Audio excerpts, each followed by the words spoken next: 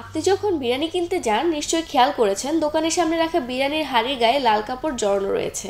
কখনো কি মনে প্রশ্ন জেগেছে লাল কাপড় জড়িয়ে রাখার কারণ কি হতে পারে? যদি বিরিয়ানি খেতে ভালোবাসেন তবে চলুন আর জেনে নেই বিরিয়ানির হাঁড়িতে লাল কাপড় জড়িয়ে রাখার ইতিহাস। রোডের তো দেখা যায় দোকানটা দূরে থাকলে আকর্ষণে দেখা যায়, ধরে মানুষ দেখে কাপড়গুলো সুন্দর দেখা যায়, দোকানটা কাস্টমার দেখে আসে এইভাবে।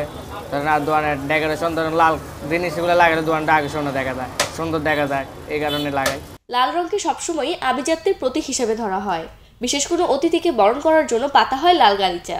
অনেকেই বিশ্বাস করেন বিরিয়ানির হাঁড়িতে লাল রঙের কাপড় বাঁধা হয় ক্রেতার দৃষ্টি আকর্ষণ করার জন্য, কিন্তু এই ধারণা মোটেই ঠিক নয়, বরং এর পেছনে জড়িয়ে অন্য এক ইতিহাস।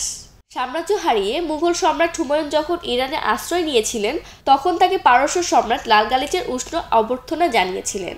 তখন সম্রাট হুমায়ুনকে খাদ্য পরিবেশনের সময় রূপালী পাত্রের খাবারগুলো লাল কাপড়ে ঢেকে ও চীনামাটির খাবারগুলো সাদা কাপড়ে ঢেকে তার কাছে নিয়ে আসা হতো পরিবেশনের জন্য। এই ব্যবস্থা সম্রাট হুমায়ুনকে মুগ্ধ করে। পরবর্তীতে মুঘল সাম্রাজ্যেও এই রীতি চালু করেন তিনি। এরপর লখনৌ শহরের নবাবরাও খাবার পরিবেশনের এই প্রথা ও রঙের ব্যবহার শুরু করে দেন।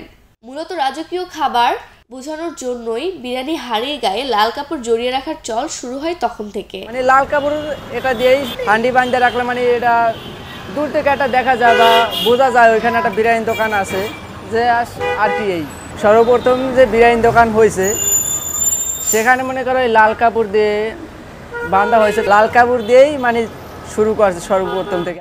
বিরিয়ানি এখনও অভিজাত খাবার হিসাবে বিবেচিত হয়।